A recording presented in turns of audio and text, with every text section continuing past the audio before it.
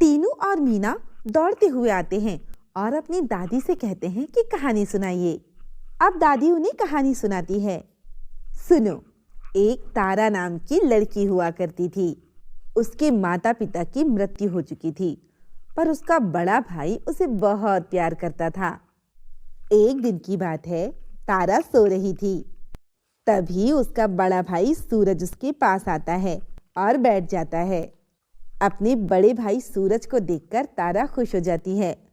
तभी सूरज तारा से कहता है, तारा, मैं कुछ दिनों के लिए काम के सिलसिले में शहर से बाहर जा रहा हूँ।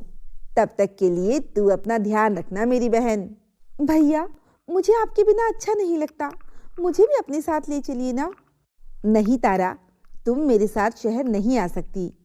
ऐसा कहकर सूरज वहां से चला जाता है और तारा भी अपने घर के कामों में लग जाती है।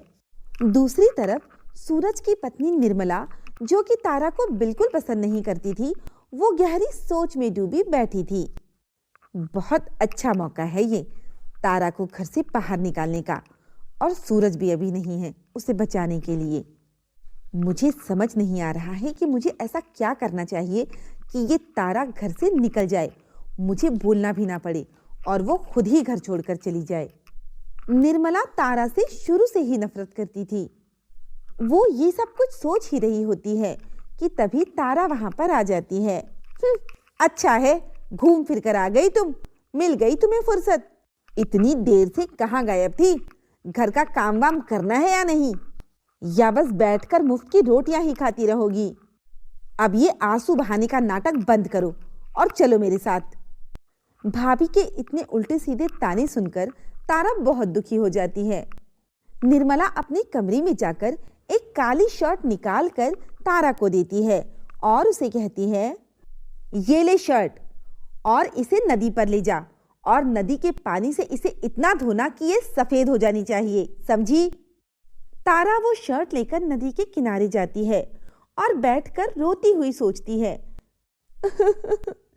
आखिर ये शर्ट मैं सफेद कैसे कर सकती हूँ? ये तो मुमकिन ही नहीं है। इतने में वहां पर एक बाबा प्रकट होते हैं। साधु बाबा। क्या हुआ तारा, तुम परेशान क्यों हो? मैं इसी पेड़ पर बैठा सालों से तपस्या कर रहा हूँ। मैंने तुम्हें रोते हुए सुना। तारा, तुम मन की बहुत अच्छी और सच्ची हो। बताओ, मैं तुम्हारी क्या मदद कर सकता हूँ? साधु बाबा, अब आप ही बताइए, मैं इस काली शर्ट को धोकर सफेद कैसे कर दूं? इसका तो कलर ही काला है। मेरी भाभी ने कहा है कि मुझे इसे सफेद करके लाना है, वरना वो मुझ पर बहुत गुस्सा करेंगी।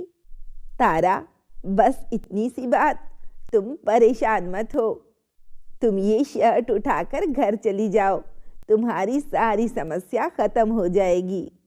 साधु बाबा ऐसा कहकर गायब हो जाते हैं। तारा वो शर्ट उठाती है और जैसे ही अपनी कदम आगे बढ़ाती है, वो शर्ट सफेद हो जाती है। तारा ये देखकर बहुत खुश होती है और जल्दी जल्दी वो शर्ट अपने घर लेकर जाती है। निर्मला मन ही मन खुश हो रही थी कि तारा उसका दिया हुआ काम कभी पूरा नहीं कर पाएगी और शायद वो घर वापस भी नहीं आएगी। भाभी, ये लो, ये शर्ट मैं सफेद करके ले आई। अरे, तू ये किसकी शर्ट उठा लाई है? क्या चोरी की है तूने? नहीं नहीं भाभी, मैंने चोरी नहीं की, ये शर्ट आपकी ही दी हुई शर्ट है। उसके बाद तारा निर्मला को सारी घटना बता देती है और साधु बाबा के बारे में भी बता देती है। निर्मला शर्ट लेकर उसे ध्यान से देखती है तो उसे पता चलता है कि ये तो वही शर्ट है। निर्मला को बहुत आश्चर्य होता है। तूने जरूर ये शर्ट चुराई है, चली जा मेरे घर से। मेरे घर में किसी चोर के लिए कोई जगह नहीं है, जा यहाँ से। तारा अभी घर से बाहर ही निकली थी कि सामने से सूरज आ रहा था। सूरज तारा को रोते हुए देखकर उसे पूछता है, क्या हुआ बहन, तू रो क्यों रही है? कुछ नहीं भैया, बस मुझे आपकी याद आ रही थी। तारा, मैंने सब कुछ देख और सुन लिया है, मैं सब कुछ जानता हूँ। निर्मला ने तुम्हारे साथ क्या व्यवहार किया मैंने अपनी आंखों से देखा।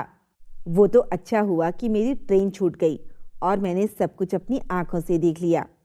वो दोनों अभी बात कर ही रहे होते हैं कि तभी पीछे से निर्मला आ जाती है। निर्मला ने उन दोनों की सारी बातें सुन ली थी। उसे अपनी गलती का एहसास हो चुका था। वो तारा के पैरों में गिर जाती है और उससे माफी मांगने लगती है। तारा अपनी भाभी को माफ करके उन्हें गले लगा लेती है। सूरज उन दोनों को ऐसे देखकर काफी खुश होता है।